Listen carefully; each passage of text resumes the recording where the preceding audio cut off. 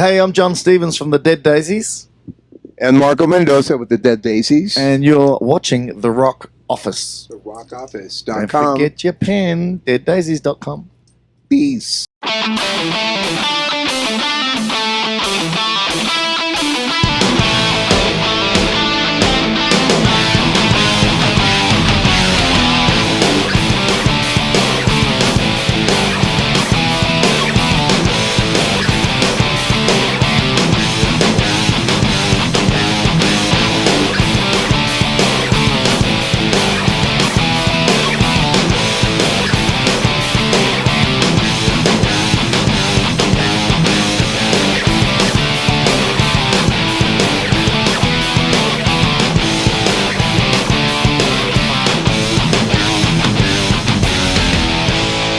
And you're watching The Rock Office. Hey everyone out there, you've reached The Rock Office. It's time to clock in and rock out. I'm your host, Bill Smith. And I'm Kevin Davis. All right, we're back. We got another fantastic episode to bring to you today. We get to go backstage at the Blossom Music Center in Cuyahoga Falls, Ohio, on the tour bus with the new supergroup called the Dead Daisies. For those who aren't familiar with the Dead Daisies, you might not be. They're a newer group. They just have a great classic rock sound, very much Guns N' Roses kind of. You know, late 80s, you know, when rock was, you know, really out there, you know, like right in between the, you know, the mid 80s with the hair rock and the glam rock and all the way through the late 80s and early 90s as well with the Guns N' Roses and you know, Def Leppard and, you know, bands like that. Yeah, when the men rock like men but look like women. Yeah, there you go. But the music actually kind of reminds me of Guns N' Roses' Use Your Illusion era. Yeah, has that, you know, strong blues, just classic rock vibe to it, and it makes sense when you look at the lineup. I mean, you got guys that were formerly in Guns N' Roses. Yeah, Whitesnake, Thin Lizzy, INXS. I mean, a lot of players here, and their show just proved that they were top shelf musicians. The show was great, and they opened for Def Leppard and Kiss. So, you know, two bands of that stature are not going to bring some slouches on the road with them. But they were great guys. Their EP called "The Face I Love" is awesome. And if, like I said, if you're a fan of this type of music that we're talking about, you're going to love this EP. Yeah, and a great band live as well. You know, I was really impressed. Not only by their playing and their sound and just their energy up on stage, right. But you know what really caught my attention was really how personable they were with fans. You know, yes. After the show, they did a meet and greet that, you know, you didn't have to be a special fan club member, or you didn't have to sign up previously or anything like that, or you pay anything special with your tickets. You know, they got had together, posters printed out. They all signed, shook hands, took pictures. It's cool to see that because so few bands are doing that these days. I know, and unless you buy a $4,000 VIP ticket. Yeah, exactly. Yeah, but you know, it was really cool. You know, it was an outside concert at the Blossom, if you've ever been there, great and the weather was really starting to look kind of ominous. And you know, they were troopers. They were out there till the end. You know, like right up to when, you know, it started raining. You know, signing and meeting people, and you know, that was really cool. They've done the Kiss cruise. Yes. You know, which when you're on the Kiss cruise, you're mingling with the fans, and you're going about you know, meeting new people and bringing people's attention to your new music. Yeah. You know, and to your band, and that's kind of in what I get out of them. That's where they're at right now, is just bringing their music to the people, and I really think they're going to blow up. I really do. I certainly hope so. I think the world needs this kind of music to be revived. I agree. But you know, Brian Tichy is another guy I wanted to mention, who's a drummer.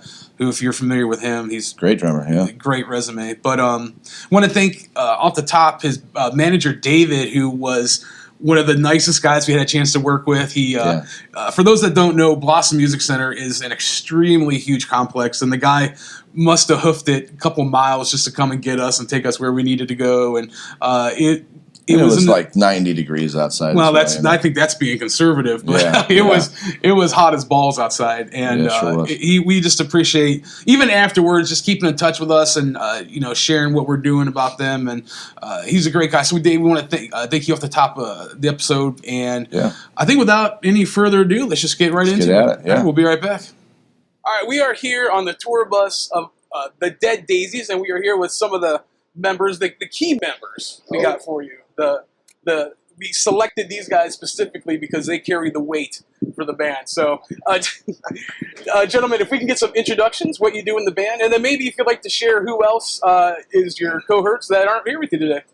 Well, my name is Marco Mendoza. I do makeup and hair for the boys. I cook, and I cook a mean quesadilla. No. I play bass and do some background vocals for the Dead Daisies.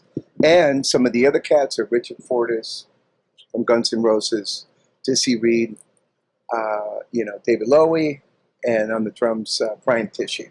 Yes. And Those cats around, right? yeah, good lads. Yeah, I'm Jon Stevens, and I'm the vocalist, songwriter, singer-songwriter, and the bloke out front. Awesome. Now, I will go ahead and say this. I don't know if you guys do, but you guys are a supergroup. I mean, you fall under that.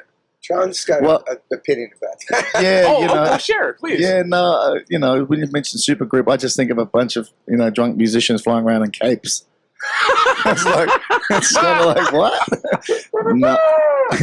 I guess it's I like to call us experienced, veterans of rock and roll. We've all been playing for many, many years since childhood, I suppose, and we've all been in various bands. All the ones coming up, and some ones that you might know of, but it's all sort of led to the Dead Daisies, I suppose. Like-minded musicians who've come together to write some music together and sort of it's a kind of like a haven, I suppose, for not being bogged down in your famousness, I suppose. Well, I think, you know what I mean? Yeah, I think the term supergroup previously had really negative connotations to it. But there's like Chickenfoot, like the Winery Dogs. You guys, I certainly see the potential to have like a legitimate, like a long career arc. Yeah, I'll tell you what happened. In my opinion is you have a bunch of cats. They used to go out there and work for 2, 3, 4, 5 years. As the business changed, the business model changed. There was a lot of downtime, and cats like us, like we all fall under that category. We love to play. We love music, right? And so when you have all this downtime, you have a lot of friends in the industry. You start calling each other. Say, you want to do something? Yeah. Do you want to do something? Yeah.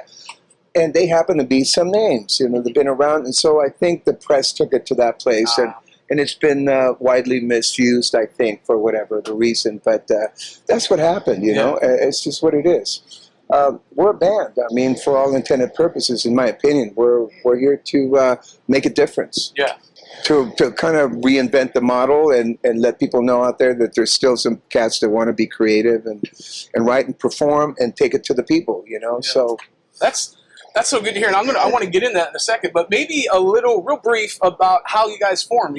Other little brief history. The band started in Sydney, Australia, with myself and David Lowy, initially getting together and to write some songs, and we did. We were very prolific very quickly, and found that we had a great chemistry together, and from there we did some new songs and got noticed by a promoter down in Australia who heard some stuff and basically said, "Oh, you guys want to do the Aerosmith tour?" And we sort of called a few friends and basically said, "What are you doing? We've got these gigs," and it sort of stemmed from there. Charlie Drayton was playing drums with us at the time. He's in Australia, and Charlie called Richard. Richard called Dizzy. Marco, he called Marco as well. And so it was just a chain of events of people who all knew each other or have heard of each other, and were in the country at the same time. And we got together and played, and it was like magic. It was just great chemistry. So it's just sort of developed from there. Well, the chemistry shows on the EP. The Face I Love. Wicked. I put that in, and growing up, like in the 80s, as a youngster, it was like rock and roll.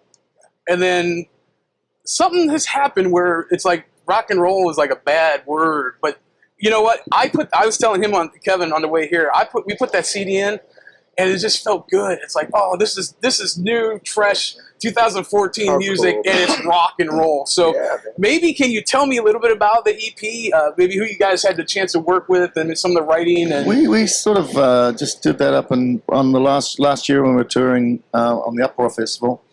We'd done a bunch of shows in Australia and New Zealand, and the Uproar Festival was our first sort of American jaunt, and we were just writing together on our days off, and we went into a studio in New York for 4 or 5 days and just banged out these songs, and we finished them up at the end of the tour in LA. Okay. With John Fields, who we'd worked with on the Dead Daisies first album. So, you know, it was just it was great experience for the band as a band, because everyone got to contribute their ideas, and we were just doing it ourselves. So, you know, it was an open forum, really. And you kind of, you know, you try things a million different ways, and then all of a sudden, you know which one's the right way. So we're all experienced enough to know when we hit that sweet spot. And so, you know, there's no sort of egos going on about, you know, creative egos. It's just, you know, what works best for the song. You know, what works best. And predominantly, we're all live. We're live people. You know, we love playing live. So that rawness is something that we keep. No overproducing, bloody, you know, tuning things up to within an inch of their lives. Yeah. It's just, you know, straight out, you know, rock and roll, and it's better live than it is on record, as far as I'm concerned. Absolutely. That's awesome. It feels like an old shoe. It feels comfortable. Yes. That was the terminology somebody brought it to me when we hit the studio for the first time. And, you know, I've been in situations where sometimes it just doesn't work. You have some great players, great people, but it just doesn't click. And immediately, man, as soon as we plugged in, it was like, bang, and John comes in, and bang, it was like, it was just rolling, man. It was so fast. It was really cool. It's a good feeling. I don't, when I get albums or what, I don't read the bio or anything. I don't want to know anything about the band. I want the music to speak. And the first second, I was like, God, this reminds me of Use Your Illusion era Guns N' Roses. And then Dizzy's in the band, and you know, it's like, okay. And then I look at the bio, and I see the cast of characters. There you go. And exactly what you said. It feels right. It feels comfortable. Yeah. And it was just so good. And I hope there is more of a full length in the works. Absolutely. Listen to him. Listen to him. We've recorded some more stuff. Okay. Because I'm not a big fan of the EP. I know that's kind of the trend right now. I like the whole album.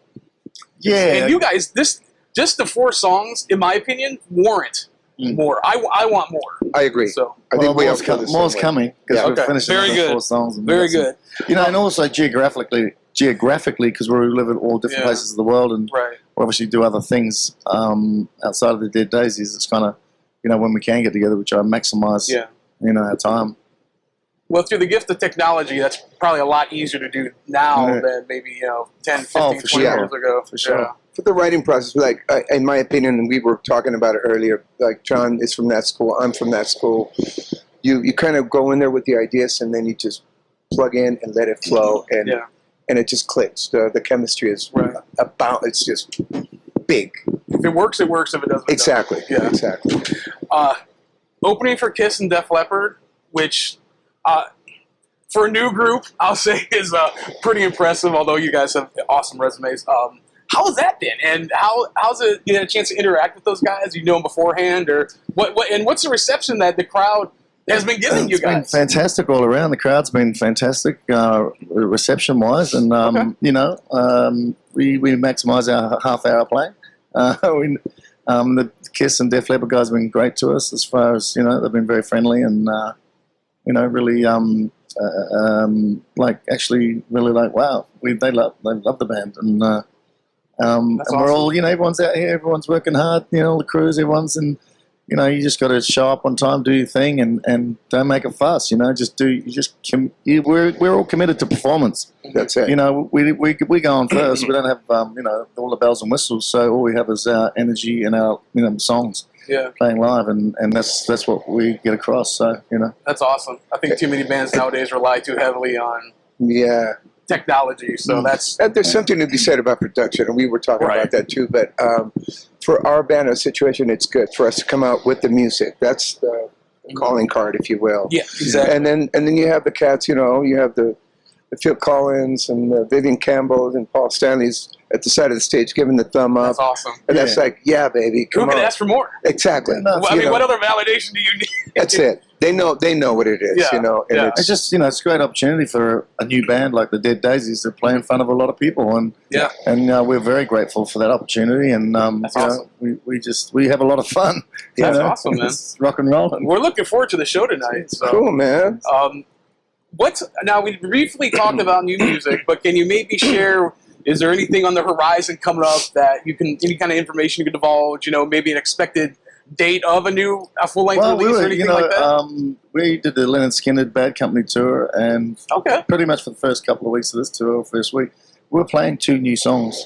Right off the bat, and we've since taken them out of this set because we thought we'd play more of the EP, but and also, we're just trying stuff out, and so we got new songs ready to roll. Obviously, the EP's out now, and we're going to do some more stuff in November when we get back together, and we've been out for nearly a couple of months now, so we've got another week of this, and then we go back to Australia and. Maybe early release, early spring or something like that for a full album or something like that. So your spring and my spring is completely opposite. Different. I know. I apologize. That's right, Australia. But that's what's been talked about. So just stay tuned, Well, we'll keep everybody informed. Awesome. Well, speaking of being informed, where can fans go to find more information? Where's the website, Facebook, Twitter? Where can people go? It's the deaddaisies.com. That's where you get all the information. Okay. Bang. All that. That's it. Bam. Daisies with an I-E. Yeah. Spell it correctly, More please. manly. That's it. Than a Y. No, it's being grammatically correct. Well, we don't want to, don't want daisies with a Y. We'd be going, why? Awesome. Well, listen, I'm not going to bother you guys anymore. I got to get on stage soon. No bother, man. It's a pleasure. It's been a pleasure. Thank you, man. Speak with you. Thank you, Best brother. of luck. Be safe on the road. Thanks for your support, brother. Hey, well, thank you for keeping rock and roll alive. That's what we do. Awesome, man. All right, we're going to be right back. Bye. All right, we are back. The Dead Daisies, Jon and Marcos. What a bunch of great guys. And these are guys that, the impression I got is they're great guys. They love what they do. And not only that, I think they're appreciative of the time that we were able to spend with them. And for guys of that caliber to have that kind of sentiment is just incredible. So, our hats off to them. Once again, we want to thank David, their manager, and Nina, their publicist, for helping arrange everything. Thank you guys for all the behind the scenes work. 2 great people right there. Thank you so much. And thank all the Daisies. Dizzy and Brian and Jon and Marcos. Yeah, we caught up with them later, and real nice guys as well. Yeah. So, hats off to those guys. Best of luck. Keep your eye out for what they're going to be doing in the future, and keep an eye out for what we're doing in the future. And you can find that on a plethora of places. I guess best place to start would be our website. Right. rockoffice.com, where you can see our interviews, our episodes, as well as read our blog. We have weekly posts, a lot of music reviews, top 10 lists, concert reviews. We're trying to put new stuff up there every week, give you guys a variety of things to read. Our new writer, Stephen Pettit, who's working with us, he is a great guy. He has published articles everywhere from Huffington Post to, I know he's working for Cavs Nation now. So I want to thank Steve and check out his stuff. We're also on Facebook. Facebook, yeah. Facebook.com/rockoffice. We post stuff there every day. Links to our website, to some of the blog posts, some of the album reviews, stuff like that, to our episodes. To our song of the day, if you just want a new song every day and you want a, easy place to go get it, like us on Facebook. It'll pop right up in your news feed when we push that out every day. And you can also check us out on Twitter. You can follow us on Twitter at _rock_office. And, we post everything out there as well. So we try and stay, as visible as we can. But we wouldn't be able to do that without the love and the support from you guys. So we appreciate that, and we want you to continue to do that. And we thank you for that. Yeah, thank you for all the responses, good and bad. We appreciate the good ones a little bit more. But nonetheless, share your opinion whether you think we're going to agree with it or not, because we do this for you guys. Please, you like what we're doing, share this with your friends on your social media pages. Share us on Facebook, on Twitter. We're on iTunes Podcast. We're on Vimeo now. Instagram. Places, we are taking the world over with the TRO platform. So, that's right. But we appreciate everything you guys do. We have merchandise you can check up on our website, our T-shirt, stickers. Appreciate any kind of support you can give us in that way. And I think that's it. Stay tuned. Got some good episodes coming up for you here in the future. So keep an eye out. All right. Well, as always, thank you guys. Remember, support your local independent record store by buying the physical copy of music instead of the digital download. We'll see you next time on The Rock Office. Take care and God bless.